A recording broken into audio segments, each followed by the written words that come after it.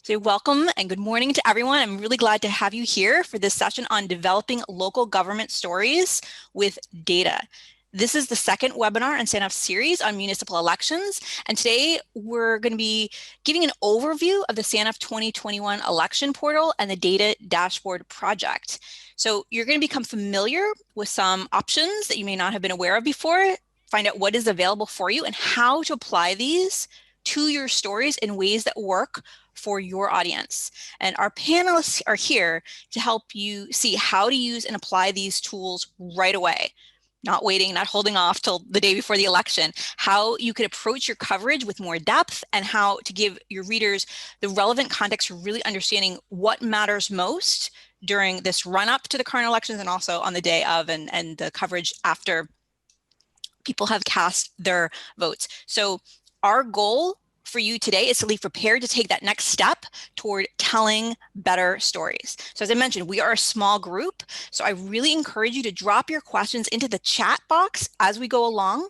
We're gonna have time toward the end for a fairly large amount allocated for our panelists to respond. If you have a question for a specific person, please just indicate that, who it is you'd like to answer. If it's an open-ended question, we'll give it to the floor and see who can take it on. We're going to just do very brief intros, and then we're going to get right into it. Myself, I'm Rebecca Weber. I'm a journalist in Cape Town. I'm your moderator today, so you're not going to hear much from me until we get into the Q&A. And I think you've probably all read already the very long list of accomplishments in the bios of our presenters. That's probably part of why you're here today. I'll just quickly remind you who is here. First, we are going to hear from media and elections consultant and trainer, Isaac Minar. Then we hear from Nicholas DeCock, who works as a data wrangler at the Open Up team. He's going to show us how to use the data dashboard for reporting. Next, we hear from Raymond Joseph. He's a freelance journalist and journalism trainer. He's the former head of the media program and the Data Journalism Academy at Code for South Africa, now Open Up. And finally, we'll hear from Atandiwe Saba, who is the Mail and Guardian deputy editor, giving us that newsroom perspective. She's passionate about data, human interest issues, and governance.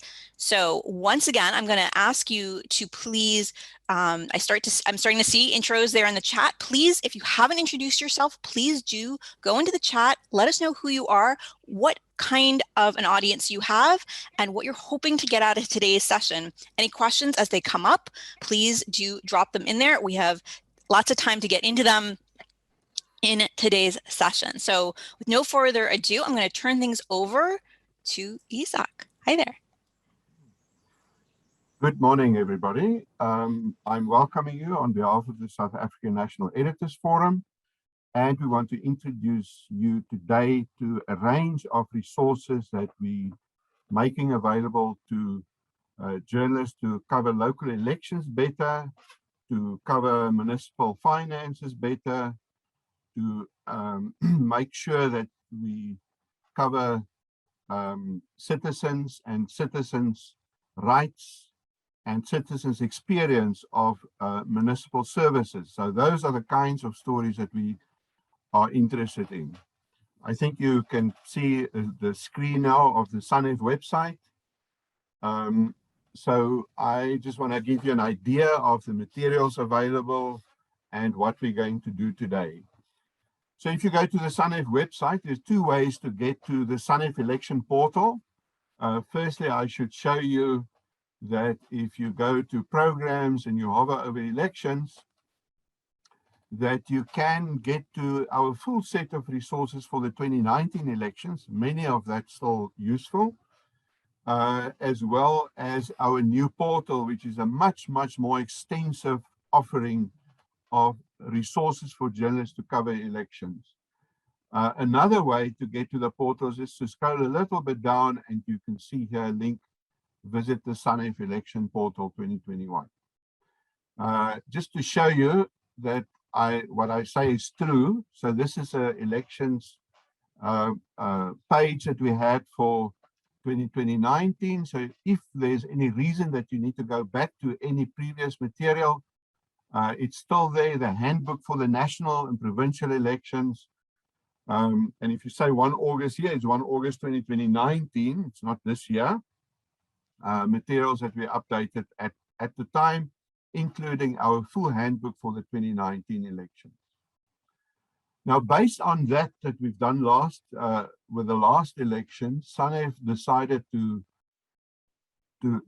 improve on our offering from the previous election, and we launched a local elections training and reporting portal for journalists. Lots and lots of useful material. You can use the links that I showed you earlier, or you can go directly to elections.sanef.org.za. I repeat, elections.sanef.org.za. So the kind of materials that you'll find on here, apart from a countdown to if the elections happen on 27 October, we don't know yet. We hope we will know soon. But all kinds of resources. So many organizations, usually assisting media, worked with SANEF to try and make sure that we pull together here.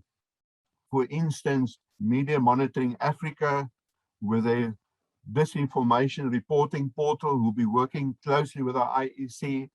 Some projects like the Track My Mayor, that one can use for story ideas, where people say, report things that were promised but not been done.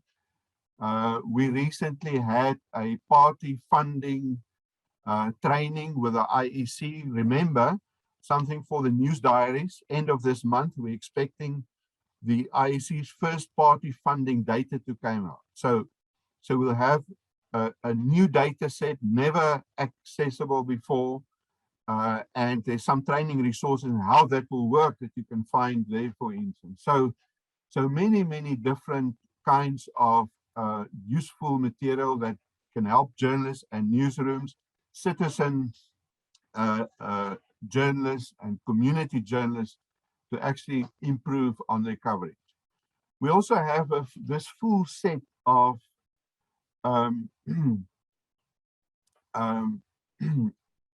handbooks for the elections, updated from the previous elections, around which we build our training sessions. Just before I talk a little bit more about the training sessions, just want to show you some of the sub-menus. So on election resources, we have resources on, reporting resources I showed you, on disinformation, party funding, safety of journalists, regulatory frameworks, pocket reporter, that we'll deal with later on, and then the election dashboard, which will be the focus of today. But before I get there, let's just talk a little bit about the training. So we launched a series of election training webinars. Today's session is number 2, and you'll see a list here. Please also register for the session on 25 August, where you can find the registration right here in the story. That will be a session on municipal finances, how to slice, dice, understand, get stories out of municipal finances. And then we have in December, we need to confirm the date still, role of media during elections, disinformation, safety of journalists. And then the last one in this list is again a data journalism session, just like today's and next week's, telling election stories with data. By that time, we would have added lots of election data sets made available by the IEC to our dashboard. So there will be new data sets. And that's why we have another session then. By the way, the first session that I referred to on 17 August, there's a link here. If you go there, you go to this page and you can actually watch segments from the training that we offered on Tuesday this week, from how the elections work to some of the senior editors in the industry who shared their tips and tricks on how to do better election coverage, so you can go and re-watch that. Now, one of the big additions to our offering this year is an election dashboard, which is really the focus of what we're doing today. And I'm not going to go into that, my colleagues will do it. But what we're really trying to do with the election dashboard is to give journalists a factual basis data that they can use to do better stories on how people live in municipalities and how municipal councils govern municipalities. Because in the end, I referred to this in the previous seminar, you have the 4 P's of election coverage. The people always first, right? Then you have the places where they live, which is what we're focusing on today, is information about the places where they live so that you can do that kind of story. The 3rd P is the parties. The 4th P is the process, the electoral process. Now today is firmly on the places that people live and the kind of information that you can get out of that. Now, I want to say something about our partners in this, and this is Open Up, and why we think it was a really good fit between SANEF and Open Up to do this. You say, on the About page, they say they develop and support projects that empower citizens. And I mean, that's really what we as a media, what we also do. You also see that they've been working with many news organizations before, so they understand journalism. And another plus is they say they ground it in the Constitution, and they work with open source. And open data is one of the key projects that SANEF is trying to advance. So it was really a good fit to get them on board, and I want to thank the Open Up team for the effort that they made so far and the offering that they provide to the journalism community today in the course. So one of the other interesting tools that we will also introduce today is Pocket Reporter, a news editor in your pocket, literally a checklist on how to do stories. And with that, we will now focus on the election dashboard, and I'll hand over to my colleagues to proceed on that. Thank you very much.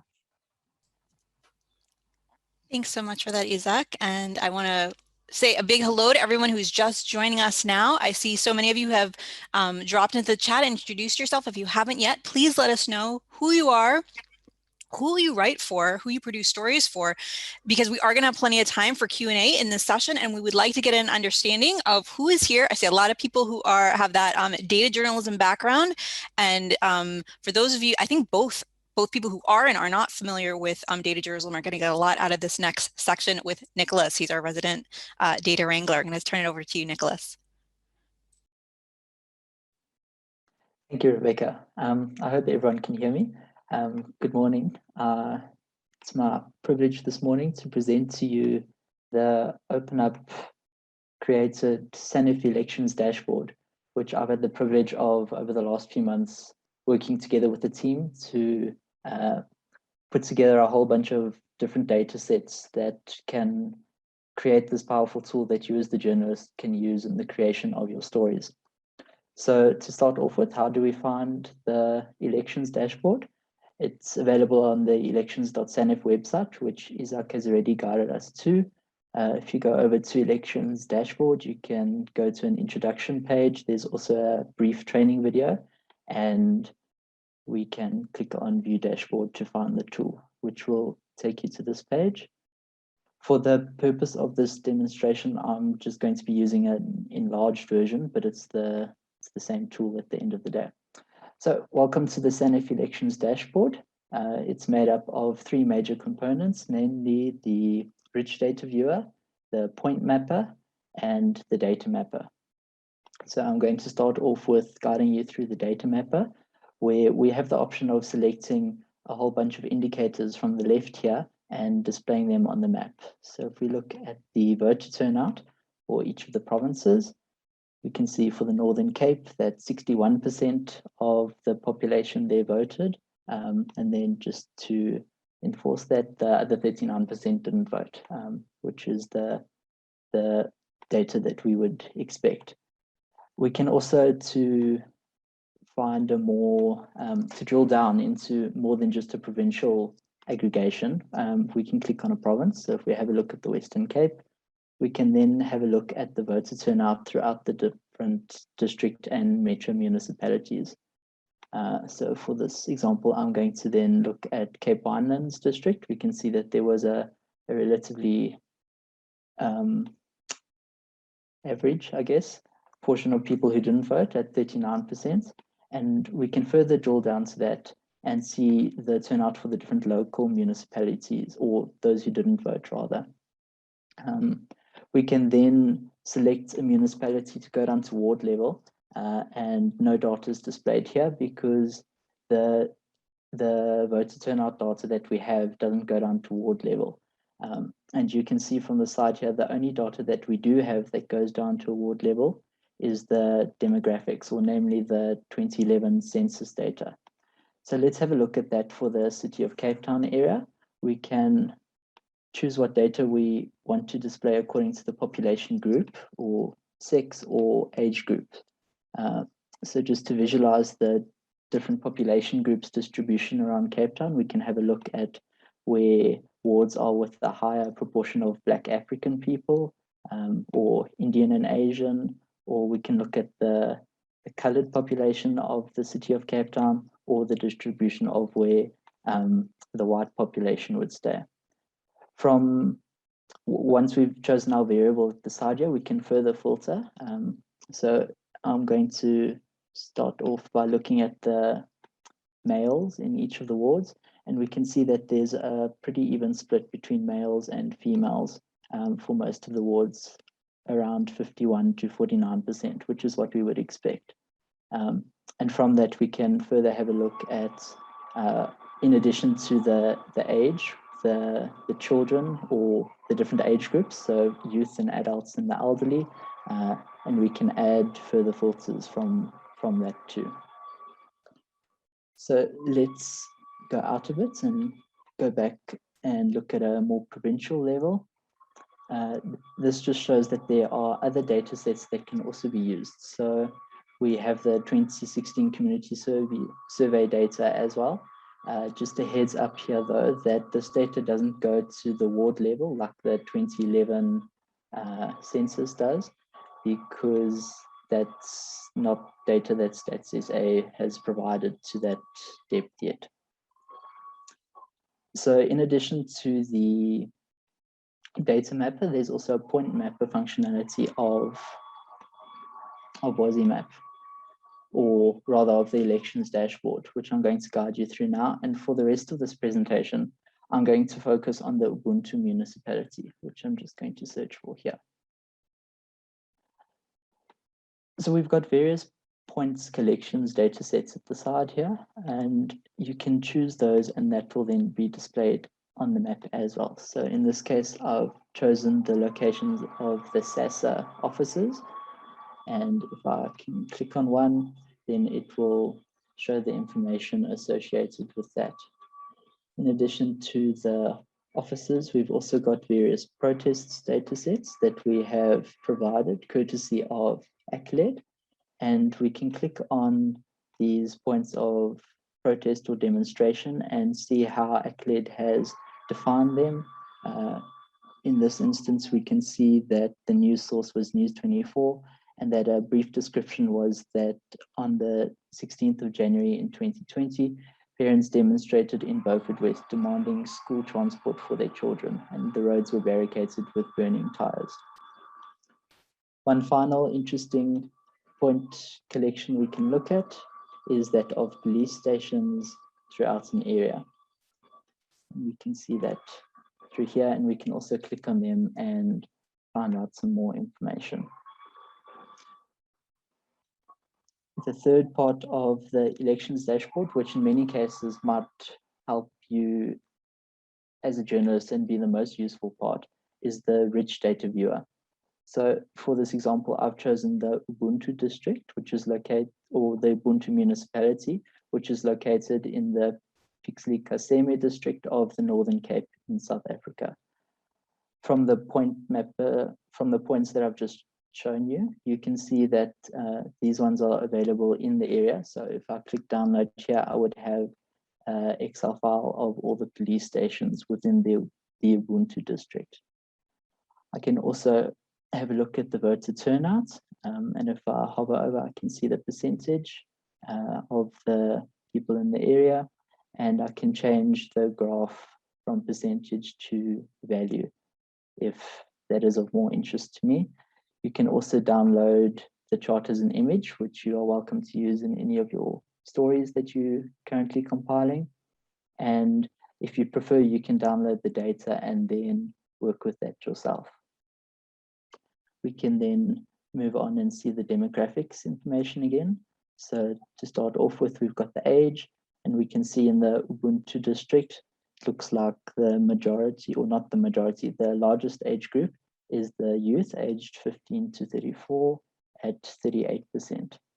If we are specifically interested in a certain population group, so let's go with the Black African population group in this area, we can filter by that and then see whether the distribution of the ages changes. And we can further filter there by sex, and let's act as if we are interested in the male Black African population, and we can see that there are 844 Black African males that fall in the 15 to 34 youth age group in this Ubuntu municipality. If we're not too concerned about the age distributions, we can also just look at the gender distribution or the population group, and we can still add the different filters as I've already discussed. And then what's also quite interesting to me as I'm still studying is the distribution of the highest education level attained for the municipality. But that's in amongst various financial performance of the municipality graphs and living environment and economic environment information, which Ray and Atandiwe will go through with you at a later stage. So that is, in a nutshell, the dashboard. It's been very exciting to put together, and really think it's been a good tool to develop, and I hope that you as the journalists will enjoy using it and draw some value from it. And what it basically helps with is that what we've done is source the data from various different sources such as Stats SA and Municipal Money and the IEC, and we've put it into one central place to make it easier for you as a journalist to use this information in the generation of your stories. So whether it's using the data mapper to visualize the difference between various areas, or actually diving down deeper into a specific municipality and using the rich data viewer to kind of set the scene of a story that you're busy developing. I really hope that this is a tool that you find useful in your work to come. And just to conclude, we've included a feedback ribbon at the side here, which will take you to a Google form. And I think Rebecca is going to put the link of that Google form in the chat as well. And that's just for you as a user to provide feedback to us. And we've got a whole data team that's willing to go through that feedback and make the changes. And we've still got plenty of added data that will be added to this portal, and that will guide us in the way that we approach these tasks in the future. So thank you very much, and I'll hand the mic back over to Rebecca. Thanks so much, Nicholas, and thanks for reminding me about that link. I've just dropped it there in the chat. If you want to click through that, or you may want to just click through it, have a tab open to use it later on. We're going to be resending all the links that we mentioned here today. You will get access to all of these, as well as a link to the replay after today. But for those of you who are here live, I really encourage you to make use of this time to ask us your questions so you can get live feedback and ideas from our panelists who are here today. And I see some questions coming in already for Nicholas. If you've got other questions for him, please do drop them in the chat. We're going to get into those in just a little bit later in the presentation. For right now, I want to turn things over to Raymond. Hi, Ray. Ooh, I'm going to ask you to unmute. Hi, guys. So what I need to say before I get going is those of you who are not used to working with data, this can be very intimidating. But what's really happened here is very rich data has been put into a very simple tool for you to be able to use. We're not going to be able to teach you in the short time today how to do it. The videos, the how-tos, the only way to learn a tool is to work with the tool, is to get in there, get dirty, work it out, ask questions. The other thing I need to say is the tool does the heavy lifting. You've still got to do the journalism. And what the tool is good for is looking for the outliers, looking for the story, so that before you go into the field, before you write the story, this is a way to actually see about the community that you are writing about. And when you go in the field, those outliers, those things that stick out, the data will tell you, but you still got to go and check them in the field. I'm going to share my screen.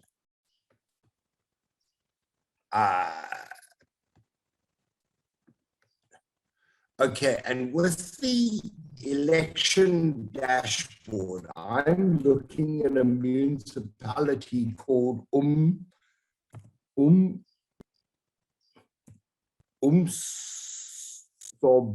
there it comes.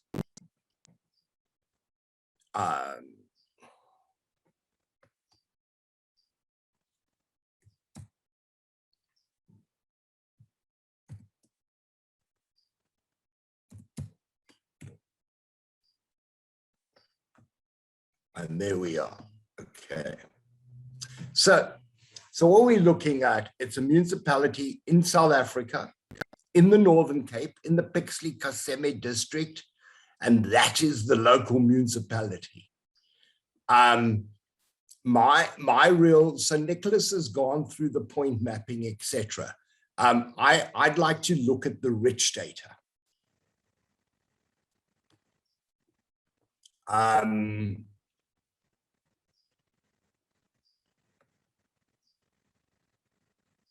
And the living environment. And what we're seeing here is households. Is there not data on this?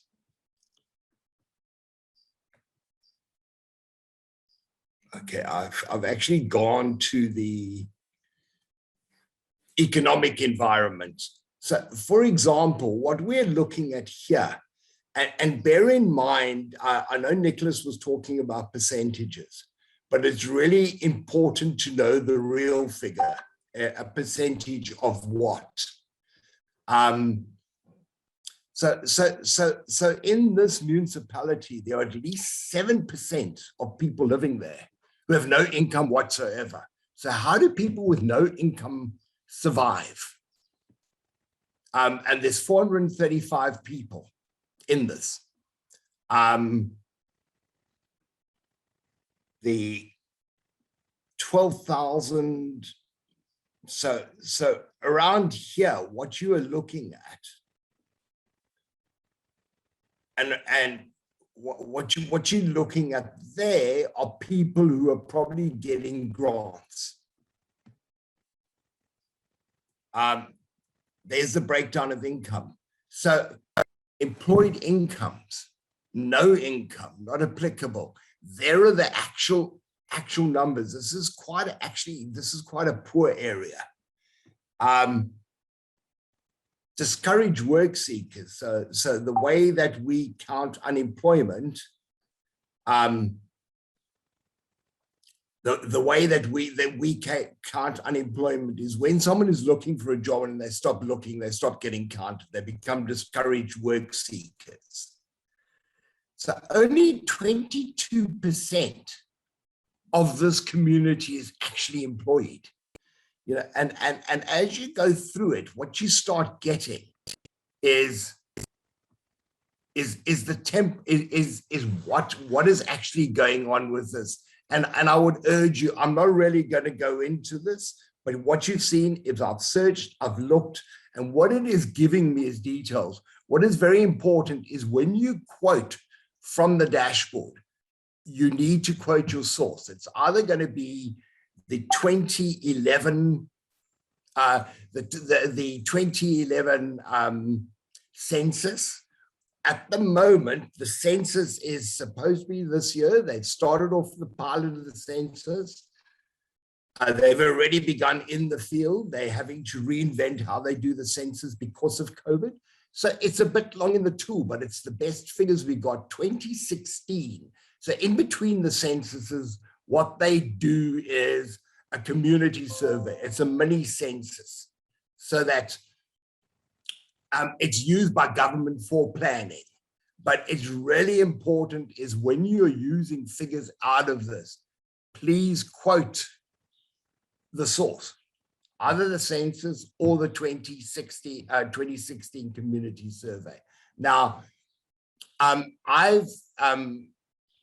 Nicholas has been through the dashboard. I'm not going to carry on too much with the dashboard. What I want to show you is the dashboard is part of an ecosystem.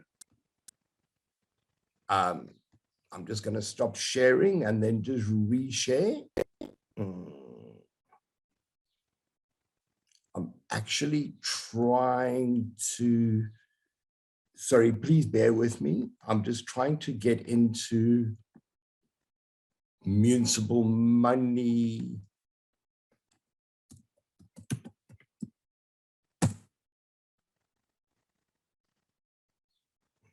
Okay, muni money should be there now. Sorry, guys, I was having all kinds of problems with sharing. Becky, there is a problem with, oh, there it is, got it. So municipal money, so a lot of the stuff that is in the dashboard, quite a lot of that stuff comes from municipal money and a series of other tools. Now,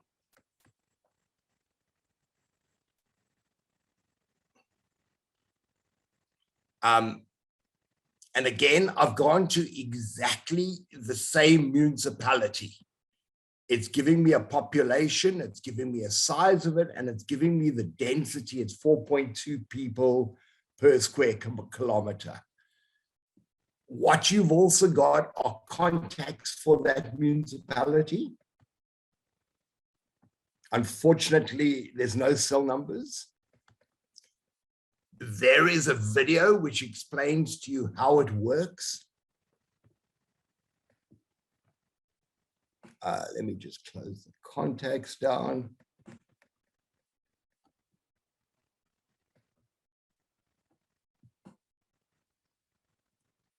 Financially important. Now, this is really, really important.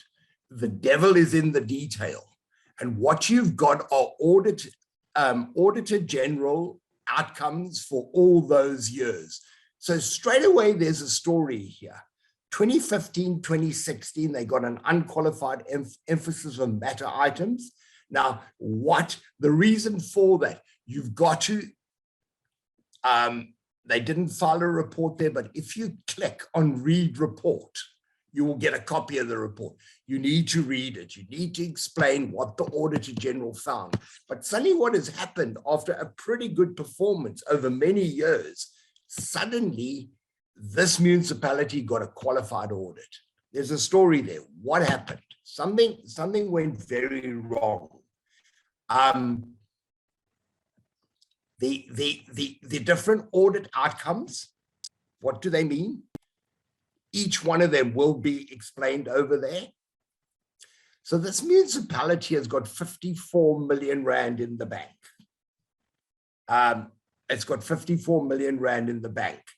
And each time as you click about this indicator, it'll explain to you what cash balance means.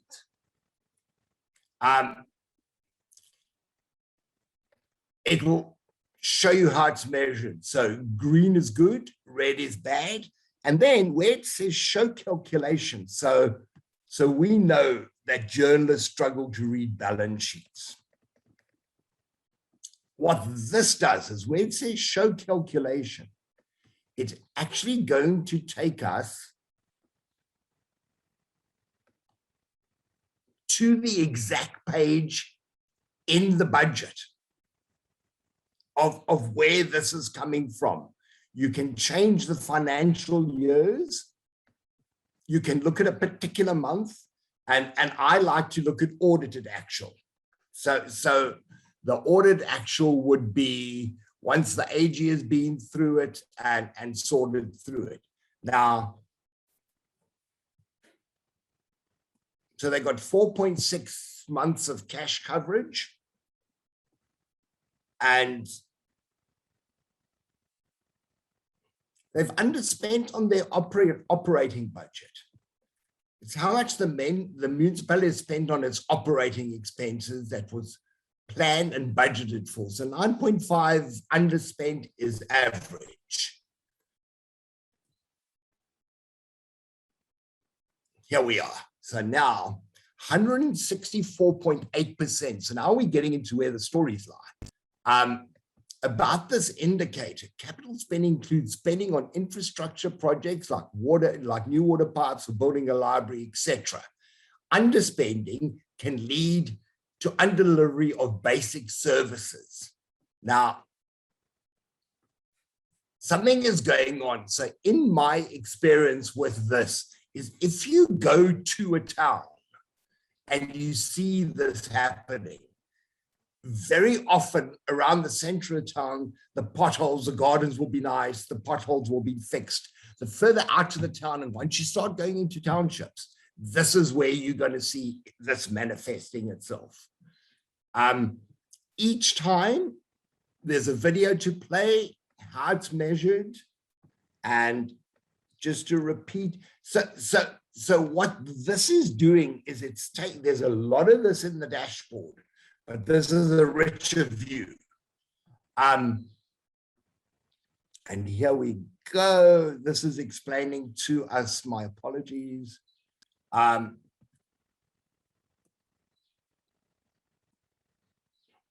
Spending on maintenance and repairs. Again, if you read the Auditor General's report, the devil is in the detail. You're going to find out what is going on here. Fruitful and wasteful expenditures. So now this municipality has actually improved 26.2 down to 12.5 down to 4.6 in the last year that they reported. But anything above naught is not good. Liquidity ratio is getting, so current debt collection. So one of the problems that we are seeing is this municipality is having a problem collecting money. 83.8%. Now, sometimes when you see a municipality, what has happened is they've collected 120, 130, they go through spates. That means they're dragging people into court. That means they're doing all kinds of things to try and catch up. This is rates. This is rates and taxes. Again, with your municipality, where does your municipality get its money from? So locally generated, the higher the locally generated, the more the rates and taxes basis that they have. So you've got some tiny little municipalities. So this is from the government, from national and provincial government, and there's a real figure there. 47 million rand as compared to they are raising 72 million rand locally. What you start seeing is, for political reasons, a lot of municipalities that shouldn't exist do exist. And you will find that the proportion of transfers from government are very high because they don't have a rate space. This will explain where the money is coming from. Provincial transfers and national transfers. So the original. So here you're having a look at your municipality. There was the original budget. There's the adjusted budget, and there's the audited actual. And very often, the audited actual is far lower. Which sources provide more or less income? There are all the different sources of income, all in your own municipality. This municipality is spending 30.2% of all its income on staff wages and salaries. And then it's spending another 8% on contractor services. This is a breakdown. It's color-coded by year on how much the municipality is spending. There should be embedded data in there. What the municipality is spending on providing these services. And so it goes. And this is a really, really powerful tool when you are looking at your municipal finances. So where's its money coming from? So middle income is bringing in the highest income there. Indigent is bringing in the lowest. And then what you've got is the affordable rate. Those are just income brackets. And again, if you're not sure what it is, each time there's a video and an explainer. Where the income is coming, bills over the month. So it's a really, really, really powerful tool, but where I would be homing in on this thing is the capital expenditure. How are they spending on CapEx? And how are they delivering services? How much are they paying on wages? How much is going for water? How much is coming from government? There are multiple sources. And what we're going to do afterwards is share some stories that have been done that look into this. And then the final thing that I do want to show you is a thing called so the dashboard is part of an ecosystem. And it's going to share going. Why is he not showing up? Just forgive me, guys. My computer's misbehaving today. On the day that I need it most. Okay, and then let's go back here.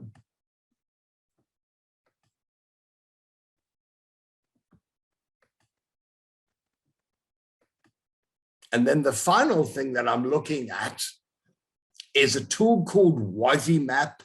And again, I've searched for WASI-Map. In WASI-Map, it's exactly all right up there. All the time you can search for your places. There is the population. It's using the 2016 survey. This is what the government is using for planning. That's the population, that's the size, people per square kilometer. And this actually drills down when you are looking at for local reporting, this drills down very, very deep. This drills down at the ward level. There are the election results, the votes by party, the embed. If you say embed, there is an embed code that you copy and you can put it into your online story. You can take a screenshot of it. You can explore the data. You can turn the data into a map. And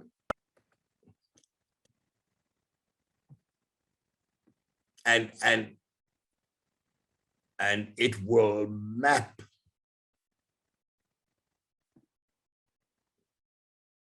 So it's just a bit slow. I'm not going to go there, but what it will give you a map of votes during that election, color-coded, that not only does it help you visually when you're doing the story to get an idea, but you can either embed it or do a screen grab and add it to your story.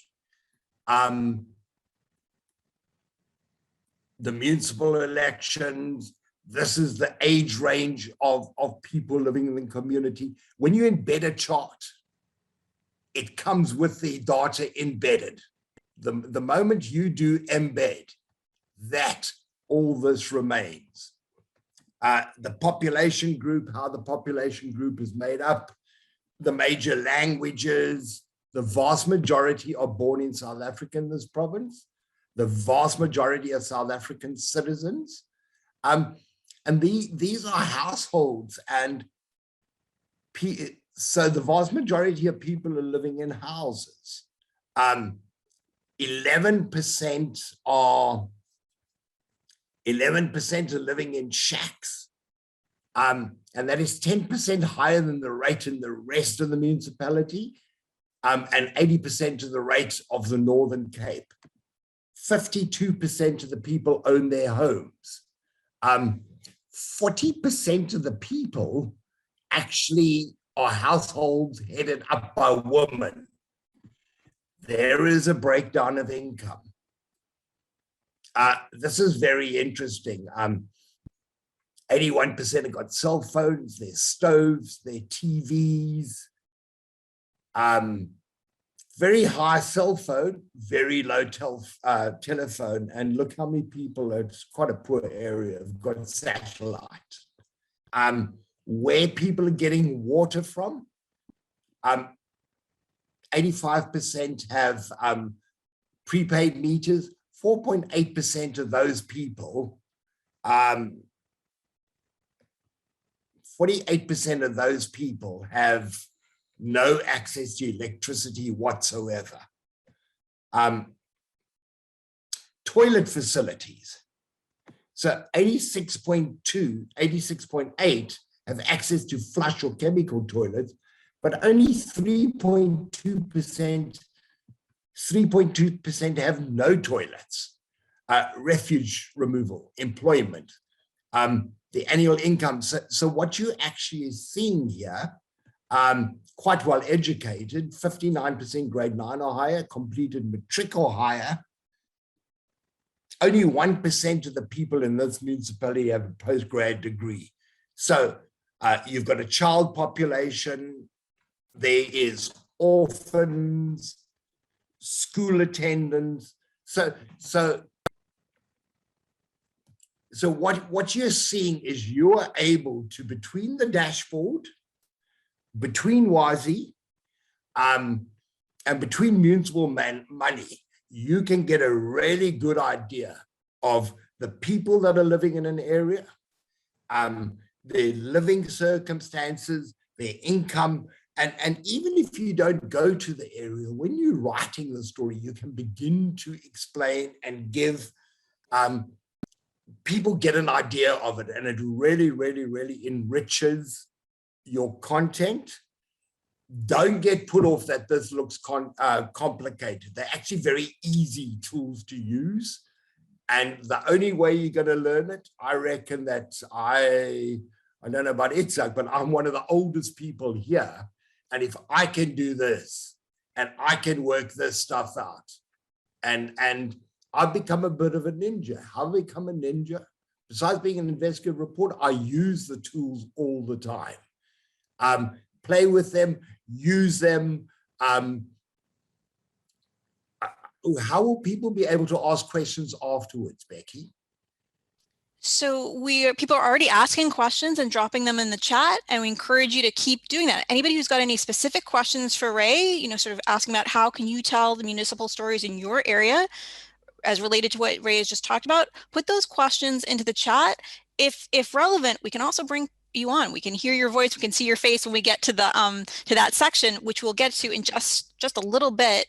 We're going to turn things over now, though, to Atandiwe, who's going to talk to us about developing a data story. And same thing, I encourage you, if you have any questions that are coming up during her presentations, for her specifically, please drop them in the chat, and then we will have that good chunk of time to hear the perspective of the panelists in regard to your questions. So thanks very much, Ray. Atandiwe, turning it over to you. All right, thank you so much. Unmute. Thank you so much, Rebecca. Sorry. Nicholas and Isaac, and thank you to everybody today who has joined. I'm always excited to do these kind of talks and to try and get more journalists interested and engaged in terms of how do you use data to give depth to your stories or to find stories.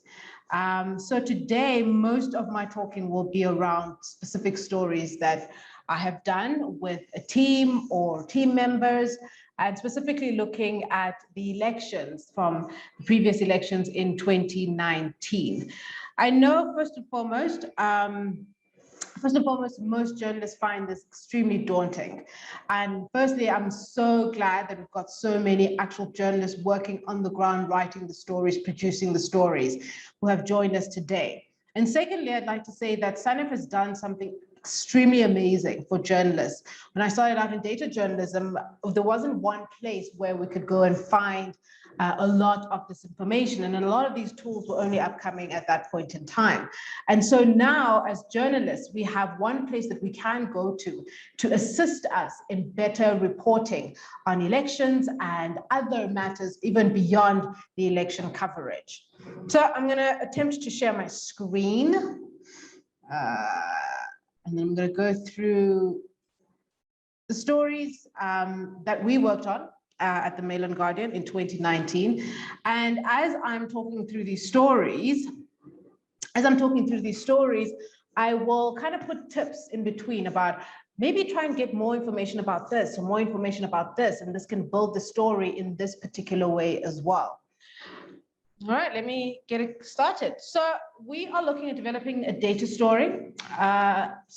Introduce myself. I'm Atan Diwa. I'm a journalist with the former journalist and now the Mail and Guardian deputy editor. I also run the Mail and Guardian data desk, which was started a couple of years ago, and it's still going and adds a lot of weight and a lot of depth to a lot of the stories that our journalists report. Today, we'll be focusing on elections 2019 and how as the Mail and Guardian went about getting all of the data, putting it all together, and actually deciding on the municipalities that we are going to be focusing on and the kind of demographics that we decided to focus on.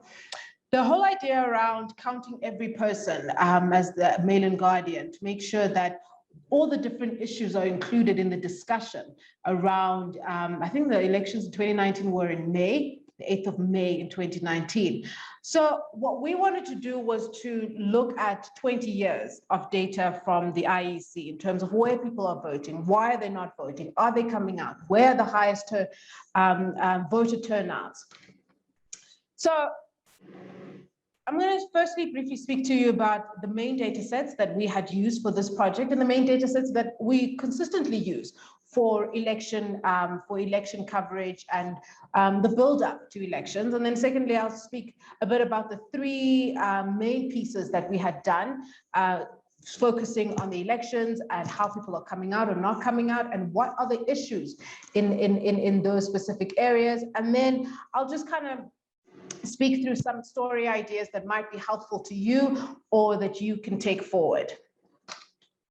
So first, the election data that we used for the stories that we covered was to look at the main things, the lower voter turnout. That's a big issue that a lot of people talk about all the time, but where is it happening? Where is it most prominent? We looked at the areas that are chipping and changing the political parties. What's going on in those areas? This is a story idea of what's happening in those particular areas. How are people making their voices heard by choosing the Democratic Alliance, the ANC, the ACDP? It was a very fascinating story. We'll go through that. And then the youth vote as well, very important, because all we're hearing is that the youth is so apathetic. But in which areas is the youth coming out? And is the youth trying to make their voices heard? So a lot of that election data, IEC data, might be a bit complex, but the IEC's website as well is not that complex as well. And you can compare different areas as well that you would need to find which areas should you be going to, which specific issues should you be writing about.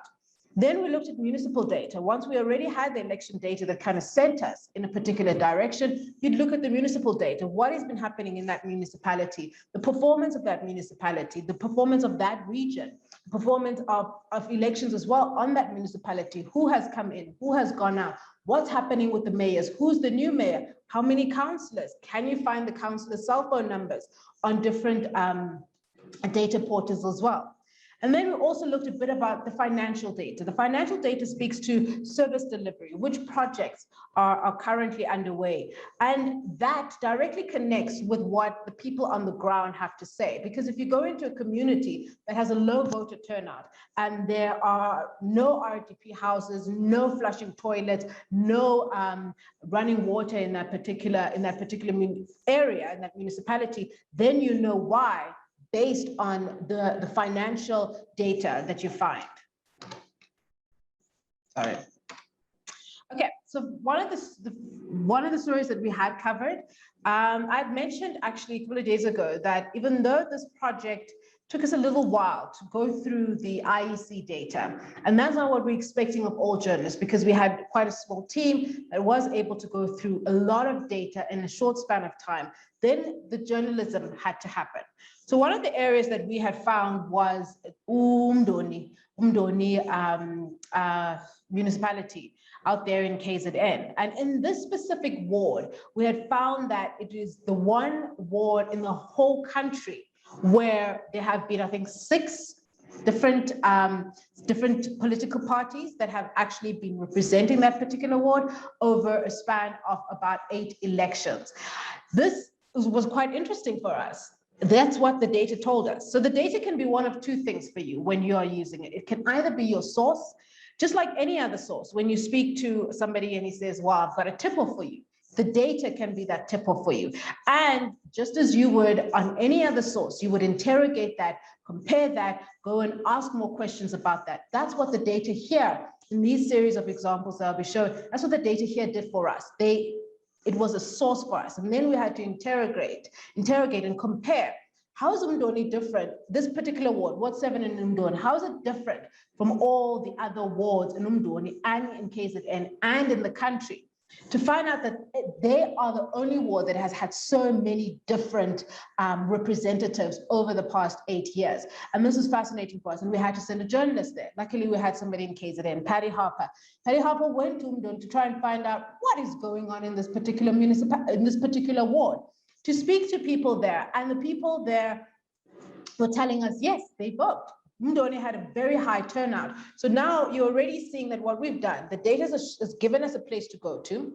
Now we need to find out more about this place. And the likes of Wazimap, the likes of all the data stuff that Ray has been showing right now, you can zoom into that area. So you know, is it men, is it women, the demographics in that area, is there a police station in that area? Are people educated in an area?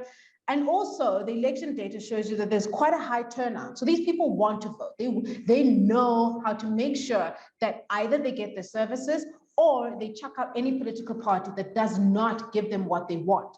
That in this particular story was encompassed, and we included other elements as well of what the ward looks like. What are the people saying? It was a really fascinating read, because you would see that some people vote because of their religious affiliation. And if that particular party is not doing what they want, the next elections, they turn around and they vote for somebody else. It was really fascinating to find out what's happening in these small, all the way down to a ward level. That is what data can give you and send you to those places that you wouldn't necessarily think about, but the data gives you that particular tip-off.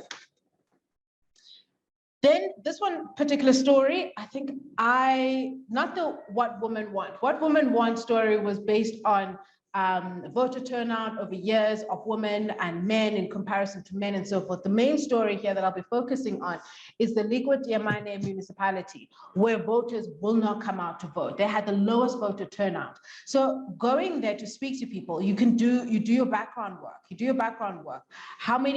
Over how many years have people not come out to vote? What are some of their biggest issues? What is the data in the municipality saying about how this municipality is run? Are there there projects underway? If they are, how does that compare to the people on the ground? When I went there, because I did that particular story and it was in the Northern Cape, and I went there, I found that there was quite a number of RDP houses, but there were also a fair amount of people living in shacks, and the roads were terrible, potholes everywhere, some homes without electricity, pit toilets, all of that stuff. Had to come back and connect those.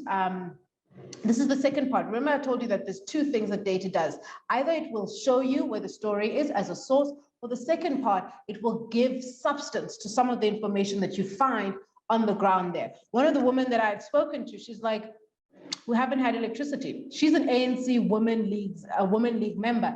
Don't have electricity. I still live in a shack and I don't see this changing. None of my children have jobs and so forth. So after that interview, I had to come back and then go through, okay, what is the municipality data saying about the number of houses and the number of people who still live in shacks, access to water, access to electricity, jobs in those areas.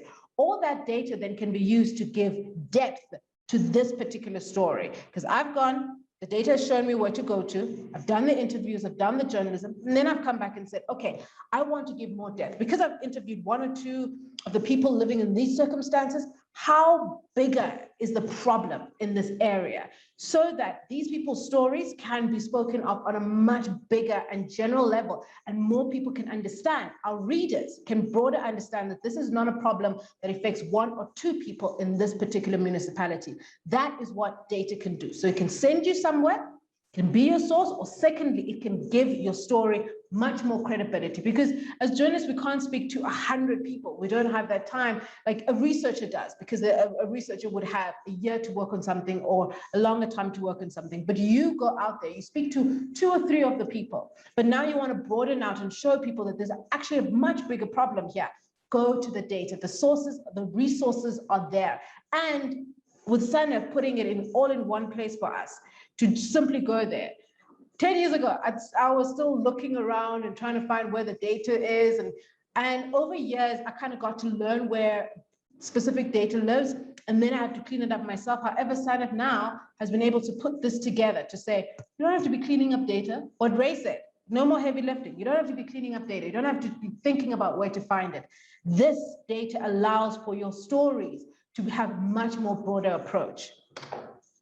And then the third story I wanted to kind of highlight for you guys is the youth vote. The youth vote is always a big thing, and people are always talking about how the youth is so apathetic and does not want to engage. We decided, okay, let's take a look at these numbers. Let's take a look at these numbers. Through our weeks and months of going through the data, we decided to kind of zone in on youth vote, and specifically 2014. And this particular area, it was in young people are coming out to vote. And we wanted to know, why are they coming out to vote? What is happening in this particular area that makes young people want to engage? Sent a journalist to Josini, and there he was talking to young people who had started businesses, who were entrepreneurs, and who were really engaging with their particular area. They were still not happy about the circumstances that they were living under. Many people were still unemployed, but now they were showing that they could take a step forward. And maybe there is a connection between young people being given the opportunities to start things out for themselves, and not necessarily just giving them a job, but building things for themselves, and their level of being active in municipal elections, in local government, in municipal, local government, national elections. There might be a connection there. And talking to these young people, you could see that comparison to other areas, you could easily make a comparison to other areas as well that have either high voter turnout for young people or a low voter turnout for young people. And then you could compare those different areas. The sources that are out there on SANEF as well, you can compare different areas. So if you're interested in a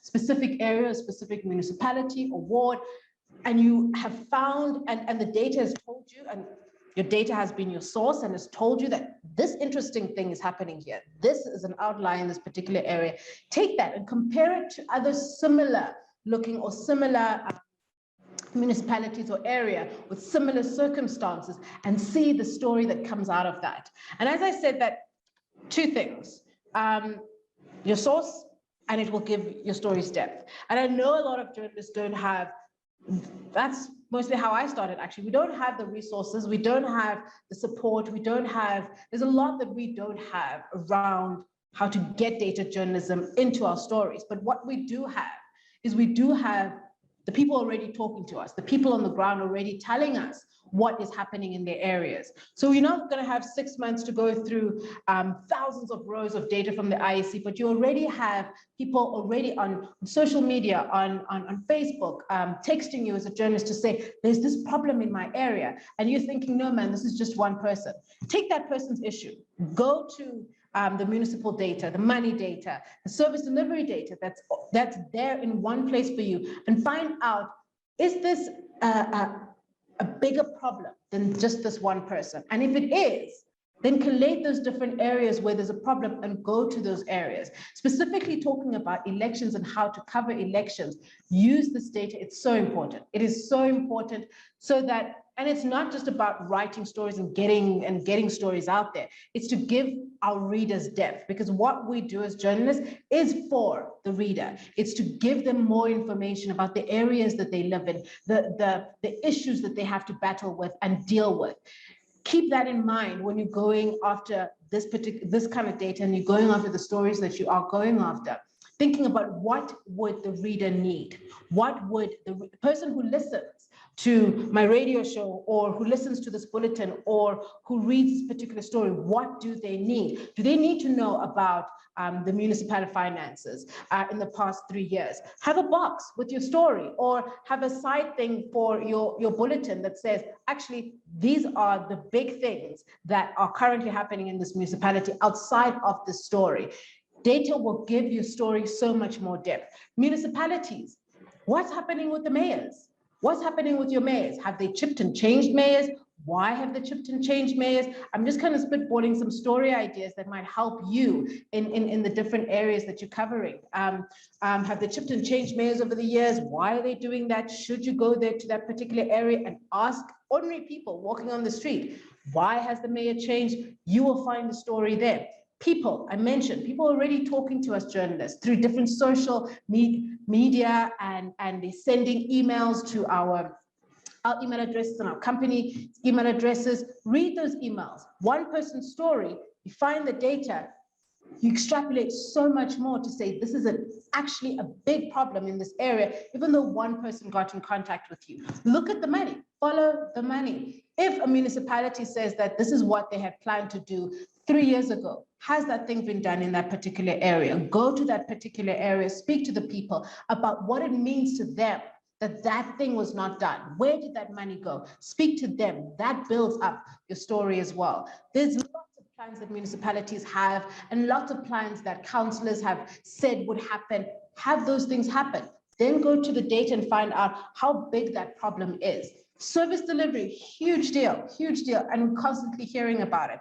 This data that one person that is talking to you and you're just thinking, oh, I'm not going to drive 2 hours to go and do the story for that one person. But if you bring in the data to extrapolate a bigger story, trust me, that 2 hours will be worth it. And this is the stuff, all these different communities, especially community journalists, you can inform the people who are going to go and make their vote. You can inform them and give them the information before they go and make that vote. And that's what we actually wanted to kind of do with the 20 years, analyzing 20 years and counting every person project. We wanted to get the voices that most people don't really listen to and go to those areas that are not mostly covered. And that's what we were able to do. Questions, we'll pick them up when we're done. Thank you very much, guys.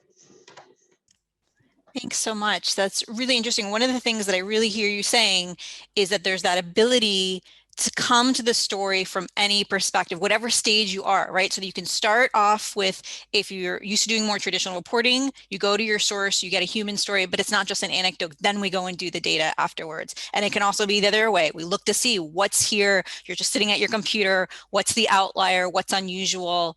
And once you start to see that and do that, then you can go out and go into that specific community. And that just seems to open up so many possibilities that you can come at it from any direction. I'm curious if you see either for yourself or in your newsroom, one way that tends to work better in terms of like where you're starting, or if that has shifted for you as you've become more familiar with the tools? I think for our newsroom, because the journalists are also still kind of learning, and I've got this thing of 80% of stories, think of the data, and bring a graphic or something that comes with the story, just to get them learning how to use data and so forth. So I think mostly right now in the newsroom, it's mostly that journalists come with the stories, and I'm like, okay, how do we make the story better? How do we give it more prominence? Then we go and find the data, and make sure that they go and find the data. On my end, I'm more of, when I come up with my own stories, I'm more of the data first showing me where to go and what to do. What are the outliers? What are the interesting things that we can find out of this particular data? Because I've already had a lot of the training and the experience around how to pick the outliers, how to ask the data the questions using Excel and different other tools, how to ask the data the questions.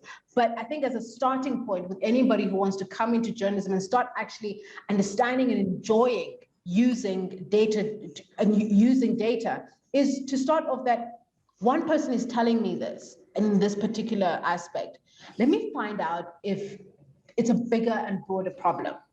And I think once you start getting into that, you start understanding how to use data, and you start and being interested in it, and it being exciting. Because I think most journalists are researchers at heart. That's what we do. We want more and more information. And that's what data does. But it's just the whole concept of numbers being so scary. They're not. And if you start off with your story and you already have your story, most journalists usually do, and then trudge firstly into, okay, let me just see if this is a bigger problem, or let me get a bit of municipal data to bolster my story and give it more depth. Once you start working in like that, you become much more comfortable with the data and using the data and understanding what it can do for your stories. So me personally, I'm the other way around, as using the data as sources and journalists bringing them into this world. Let's start with your story, and then let's get the data, and then you can see the big difference that it has on what the reader gets at the end of the day. Yeah, I mean, it's really interesting because it does all sound like it ties back to that question you ask, what will my reader need, right? And I see that there are people here who are not just talking to readers. We see that we have people from radio and TV as well, but it's the same sort of concepts. And I want to invite anybody here who's either working on a story where it's like, I don't know, see how I could introduce data into this, or you're thinking about just starting to get those ideas for stories later on. If you would like to come on and either ask your questions in the chat, or we can bring you on. If you want to raise your electronic hand, we can bring you on and have you talk with our panelists here and get a little, discuss your story, where it's at, what some ideas might be for you. I see a question here from Joanna. This is for you, Atendiwe, asking, how do you convince someone who has a story to tell regarding service delivery, but are afraid because of safety reasons, especially in the times when elections are approaching, right? So this is interesting because, I mean, there's a data aspect, there's a non-data aspect, like there's a very human question here as well. Yes, no, definitely, Joanna. Thank you so much for your question. I would definitely say, I'm trying to envision the particular predicament here. So you get somebody who comes to you and says, look, I have this particular story. It's a big story, and I'd really like you to run it. And then you know that they're in this particular community. And we've actually worked quite a lot with community journalists who feel that they don't want their names published because they are so close to the people in their community who are being accused of whatever. So you'd first do the journalism without necessarily having to communicate with the accused, or if it's corruption or whatever is happening in that particular area. Then you would go find the data. And what has always helped me with data when I started in journalism, it was a thing of, and sorry, for the broadcasters, readers, listeners, everybody with your stuff. So when I started in journalism, very young, and I didn't have sources. I didn't have people to tell me what was happening. I was able to use data. Luckily, right at the beginning, I was able to learn about data. I was able to use data to do a lot of the work before actually going out to do the journalism part. A lot of the work would tell me where to go, how bad the situation is, who possibly to contact, the contact details online of councillors who are either part of the party that's currently running that ward or that municipality, or people who, or other political parties, opposition parties. And you do a lot of calling before you actually go onto the scene. So a lot of this stuff happens in a much more safer zone. And then, of course, because you're getting all that information and you're building the story, and we've had journalists who've had to literally go into a situation and come out. There was no sleeping over or any of that kind of stuff because of the safety concerns. So by the time you're going there, depending on the safety issues and how high the risk is, by the time you're going in there, you already know whether you can or can't spend this much time. You've already set up, I'm going to be speaking to this person at this time and this person at this time. I'm going to be focusing on the water running down the street and the sewage works that were supposed to have been completed 5 years ago. You already have the data, you already have the information, you already have that stuff. But now you need to talk to the people who are being affected by this. You need the pictures of this sewage waste that has not been completed 5-10 years down the line. You can plan your day, your 8 hours, your 10 hours that you're in that particular space, and you get out of that particular space. So the data does a lot of, I'm thinking in that perspective of, you've already gotten the tip off, you do the work in the background and all of that, and then you go in and you can time yourself depending on how big the risk is in that particular area. Great, I hope thanks. that helps. I think so. It helps me get a broader understanding as well. If anybody else wants to clarify questions, let's bring that in. I see Bernard has put up his electronic hand. Bernard, I'm going to promote you to panelist. If you've got your camera on, you're going to come on in just a moment. You can ask your question. There's a question about, there was an earlier question, does the dashboard give information about which gender votes more? I don't know if that is the question you want to ask. I'm going to allow you to talk. Hi, Bernard. I'm allowing you to talk. If you can unmute yourself. There we go. Oops. Looks like you are still muted. I'm going to ask you to unmute. Okay, sure. Can you hear me now? Yes, we can. Okay. Yes. As the session was going on, I really thought of a story in Musina Ward 3. There is a political party. Some time back, it contested and it won, but after a time, it again lost. Now I am still following them. Now they are saying they are coming to. They may contest the coming elections. Could that be a story that could be linked to SANEF dashboard? Anybody who would like to offer their thoughts? Sorry? Ray, I think you're muted there. There we go. Sorry, no, Bernard, just say that again, your question. So this person has lost the election, and just repeat the question. I didn't quite follow. He's muted. Sorry, I heard Bernard's question. Okay, yeah, okay. Okay. So Bernard is asking. Okay. Okay, I'm saying that this political party once contested some time and it won that award. Now it lost, I think, some years ago. Now it's coming up again. I was following this political party and they are saying they are now going to contest in this election. Can we have a story from that? Can I have any information from the SANEF data dashboard?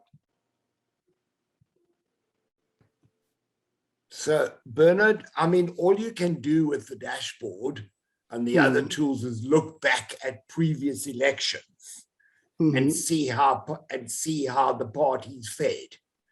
But I think that's the kind of story that is more on the ground. You know, why did they lose? Why are they coming back? Why do they think they won? And what do the locals think about them standing again? And what was their delivery like when they were in office? Okay.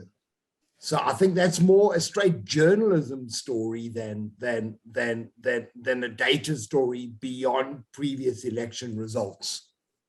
Okay, sure. I Thank you. would say. Sorry, Becky, I just wanted to say, I just wanted to chip in with a couple of things. Someone actually asked, someone said, is the data available? They'd like to interrogate it. I think it was Nikki Moore. All the data in these tools is open, it's downloadable. And for those with the advanced skills, we actually urge you to download and go and play with it, because as Ati said, you know, data is a source, and you question and interrogate data just like anything else, just like any other source, be it a document, be it a human. So yes, Nikki, it's all there. If you have a problem with any of the data, OpenUp has a data portal. You can contact them if you're having a problem, but everything is open. There is nothing. All the data that you are seeing there is downloadable. I'm correct, hey, Nicholas? I see you nodding your head. Very correct. And just to add to that, OpenUp hasn't changed the data in any way. We may have manipulated it to, or maybe manipulated, it's not the right word, but we've put it in a way, in a format that we can display it on our dashboard, but the data hasn't changed from when we've got it from the IEC or from Stats SA. So the figures itself are exactly what has been reported. So the other thing that I did want to say that I didn't do in Muni Money is there's a section in Muni Money for every single municipality. There's a section called infrastructure projects, and you can link to them from the dashboard, by the way. And that is all the budgeted projects that are happening in a municipality broken down by the period of the budget. So if it's a 3-year budget and 1 year is passed, it'll show you how much is to be spent and how much is to be spent in the upcoming years. And very often with that, what you get is latitudes and longitudes that you can put into Google and it'll take you there. Otherwise, they're small areas. If it's a sewage works that they were supposed to be building, you know, so the data tells you there's a story. It's what Ati was saying. The data tells you the story. You still got to go there and check it out. So, for example, one of the stories that I dropped in that a colleague, Steve Kretzmann, did is he used the tools. He looked at a municipality and there were tens of millions of rands that were supposed to be spent on a sewage works. When he arrived there was nothing there. They'd started and they were millions into the budget. They went second year in the budget. There was nothing there. There was still bucket toilets. So that came in a second story. But what it did is it led him there to the actual sewage works. It's always worth those infrastructure projects, particularly on a very, very local level. When you're living in a small town community paper, small town radio station, go and see, use that to go and look at the infrastructure, eyes on. There is no substitute for a journalist on the ground. You know, what we are talking about is data-driven journalism. So the data helps you identify the outliers. It helps you get a preview of what you're going to look at, and what you might find on the ground is different to what the data is telling you. Things might have happened, but that sewage work's not being built.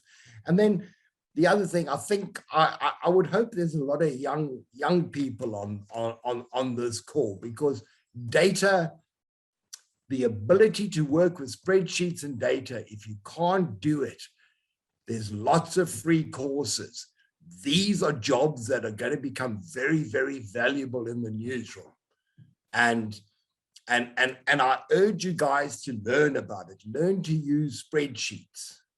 I would say that every university that is teaching journalism should be teaching fact checking and how to use a spreadsheet.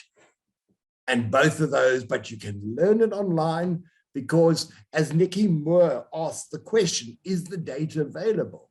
So the data and the tools has been to arrive at a conclusion. It's not the only conclusion. You can manipulate. It's like sitting in an interview, you ask different questions of people. Great. And you can really interrogate the data. Thank you. Thanks, Ray. There's a lot of good questions are coming into the chat. Here's one that I would love to open up to the panelists, whoever would like to take this on, because it is such a classic question, reframe for data journalism, right? Which is like, we don't have enough time, right? Sinesipo is asking, newsrooms are usually working against time more often than not. We can maybe argue with this. Journalists are writing half-done stories because of the time factor. When you say half-done, like not as much as they would like to be able to have. If they had twice as much time, they could do more. And so how do we balance the pressure to produce stories and produce quality? And related to that is the issue in some newsrooms adapting to having more general reporters than beat journalists. What are your thoughts about doing this quickly, efficiently? I know you've already talked a little bit about, like, you know, as you get more familiar with the tools, so you get better. That's true with everything, but any thoughts for people who are wanting to up-level those skills wherever they are right now? So I think as journalists and as news editors as well in the newsrooms, as the news editor, people come and pitch to you. They pitch to you if you are the person who's going to be pushing the stories through. On the news editor level, when people pitch to you, also ask them, can you please go onto WhatsApp and quickly check out this stuff that can add to your story? So as they're already working on the story, they pitch in the morning, as they're working on the story, making phone calls, getting comment, putting this together, quickly going on the ground, they go on WhatsApp or they go on Municipal Money just to check something. And as they're asking those questions, they already have that in the back of their mind. And then it starts becoming a more of a thing that you do every time you got to pitch a story, because now you know that your news editor expects this of you.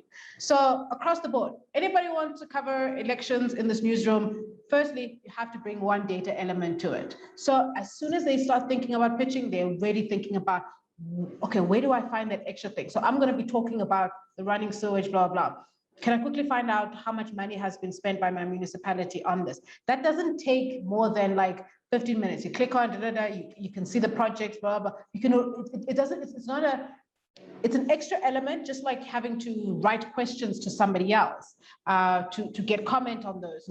It's the exact amount of time. And the more the journalists know that is what is expected of them, the more they will do it as well. And also, I think as journalists as well, we need to start thinking more than, I'm going to write 400 words and put them out there for the reader. Or for the listener, or I'm going to do a quick bulletin and put that out because this is happening. Let's try and keep our readers and our listeners and the people engaging with the news forefront of mind, that they need more than just there's sewage running down the street and it's been happening for the past 5 months.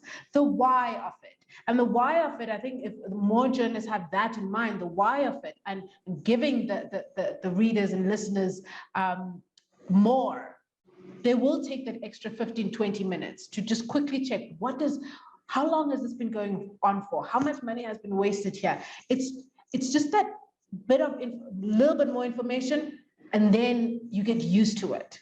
And I think as news editors and people in newsrooms and as the journalists, let's just do a little bit more for the readers, and then you start getting used to it. Of course, not all stories are going to demand that of you, but if you start off with one story, 2 stories, it starts sticking in your mind that maybe I wanted to give them a bit more, and this is where I can find that bit more.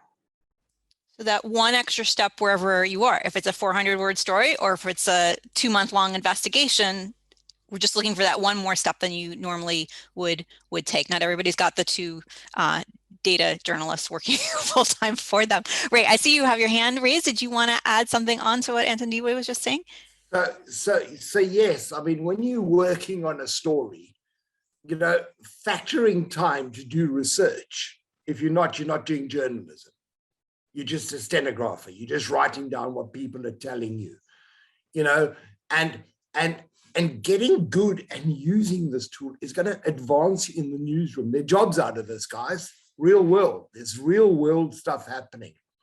As far as beat reporters go, we've lost the beat reporters, but there is no reason why, as a general reporter, you cannot also specialize in something and start building contacts. So on a tangent, I've been covering lottery for the last few years. I've proved that lottery is a beat, and it's a beat that journalists all over the place in newsrooms should be watching. Now, I do lots of other things. I'm a generalist. I'm an investigative reporter, but I'm a generalist. I can do rocket ships or hula hoops. But I have focused in on something that is undercovered. So if there's not a medical reporter in your newsroom, if there's not, start building the contacts. You know, there's nothing a news editor loves more than a reporter who comes with original ideas, not someone who comes into conference with clippings from that day's newspaper or something they just heard on the news, because your news editor is listening and reading the same things. And yes, I mean, deepening your reporting, you know, it's very disrespectful to tell people that there's raw sewage, people living in an area, there's raw sewage running down the road when their house stinks of shit. Sorry, as bluntly as that, they know it. They actually know it. And you need to give them more than they know, because otherwise, what are you doing? You're telling other people that these poor people are living in an area with raw sewage in the road and they've got all problems. You're not resolving the problem. You're just taking their pain and telling other people about it. So we really, as journalists, as a rule, need to bring more and more context in our story. Is not only say what's happening, but why it's happening. And ultimately, if there are people whose solutions are working, you come to solutions journalism, highlighting people who are doing something to make a difference. That's also useful. Thank you, Becky. Yeah, thanks, Ray. And so just because this question was asking about time and we're actually slightly just over time now, we want to be respectful of everybody's time on a Friday afternoon. I think that we still have some questions that we haven't gotten to answer, but as you know, there are more webinars that are still coming up in this series. We'll be able to get into some of these questions more, and we're going to take all of these questions and I think potentially be able to answer some of them either by email or in subsequent webinars as well. Ray, I know that you had one more tool that you wanted to briefly introduce people to, and I'm wondering if we could do that. And then we'll just talk a little bit about the upcoming, like next week's session, evaluation, and our very final thoughts from today's panelists. But let's walk away with one last tool that Ray's going to introduce to us.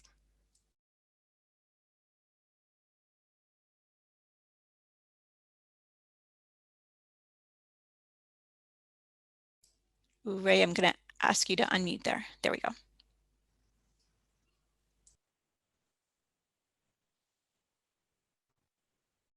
Okay. I'm going to share screen.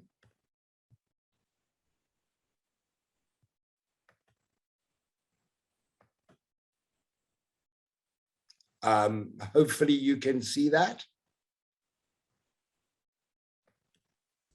Yes, we see the Let's View network status. Okay, so what I'm going to do, I'm sorry about the background there. So this is a tool called Pocket Reporter. Becky, can you guys see it? Yep, we see News Editor in your pocket. Right, okay. So it's a very simple tool. It is Mobi friendly.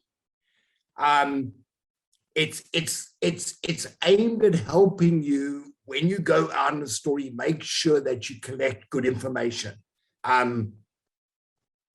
So we will be adding more languages, but it's mainly English at the moment. And what we're going to do is we're going to have a look at elections and an election meeting. Could you drop the app.pocketreporter.co.za in the chat, please? And you give it a name and you create it. And what you've got is very simply is a checklist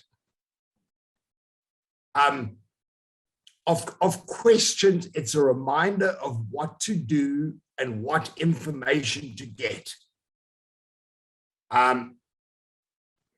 And as we go through the contact numbers of interviewees, what was the main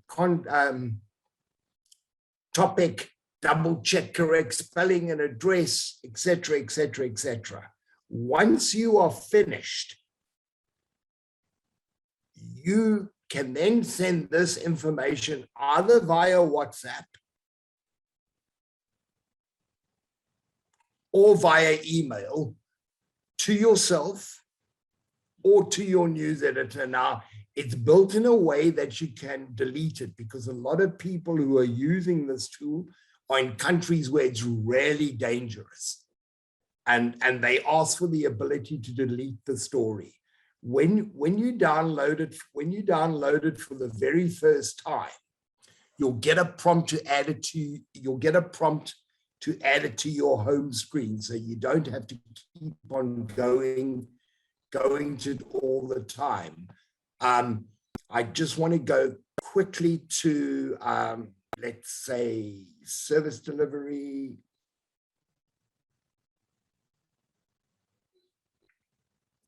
Health services.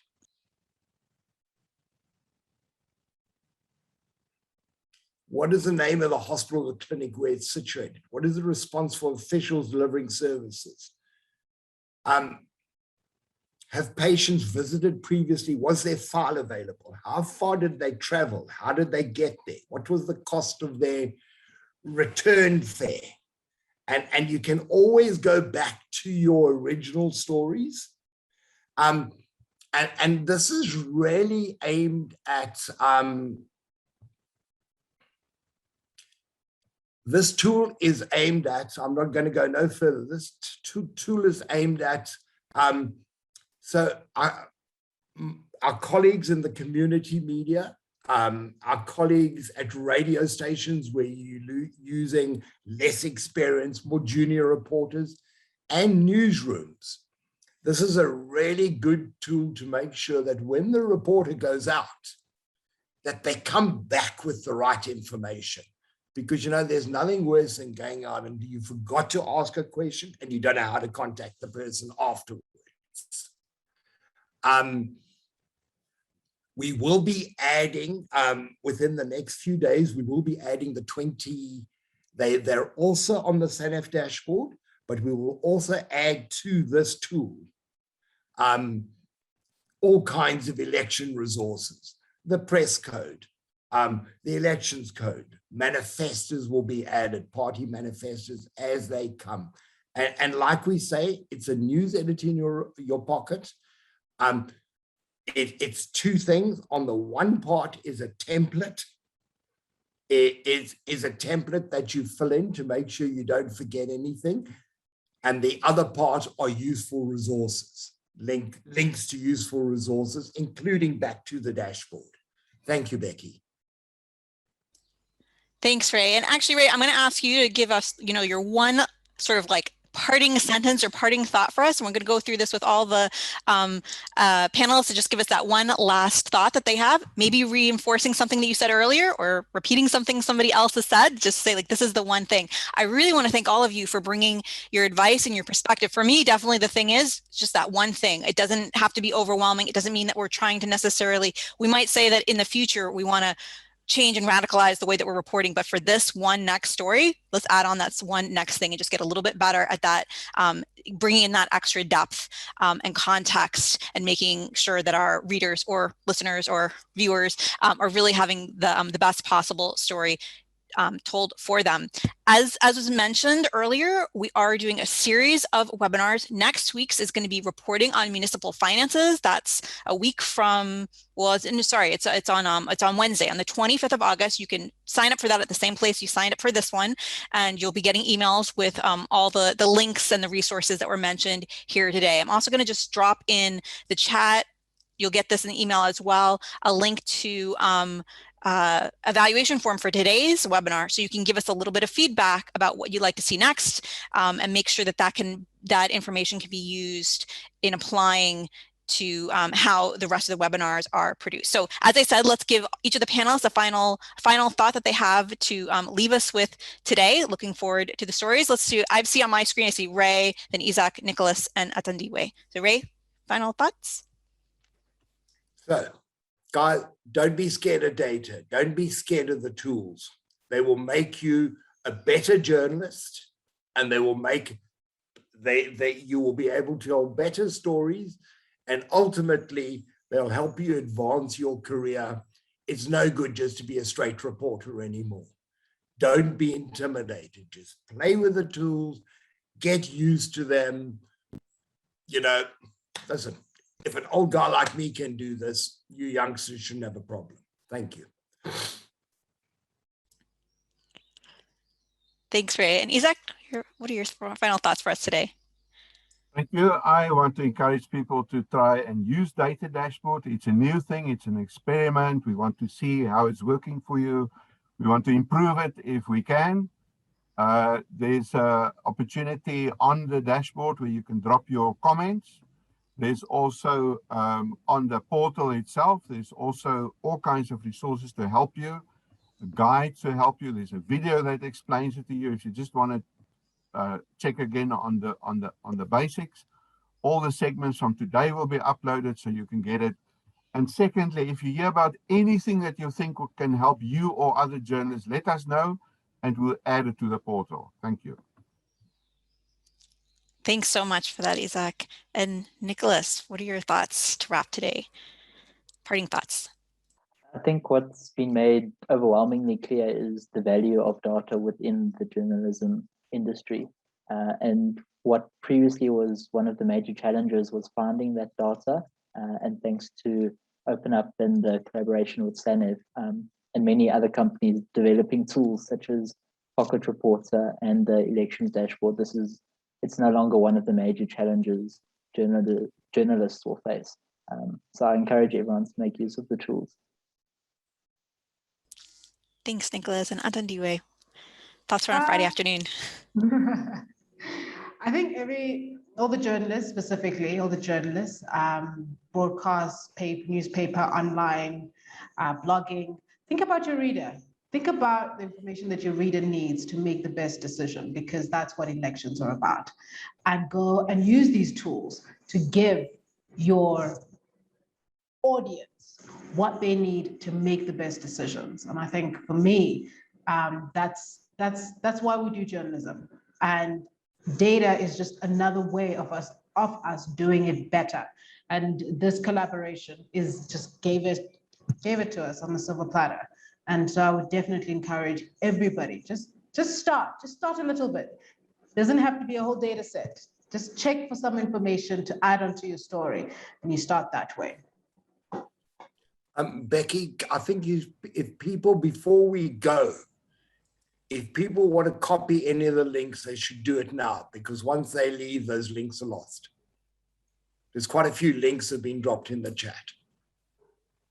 Yeah, I think that everybody will get, I definitely do that. If there's anything you want in the chat, either click it, open a new tab, or grab the link, and we will be sending out the useful links to everybody in an email as well.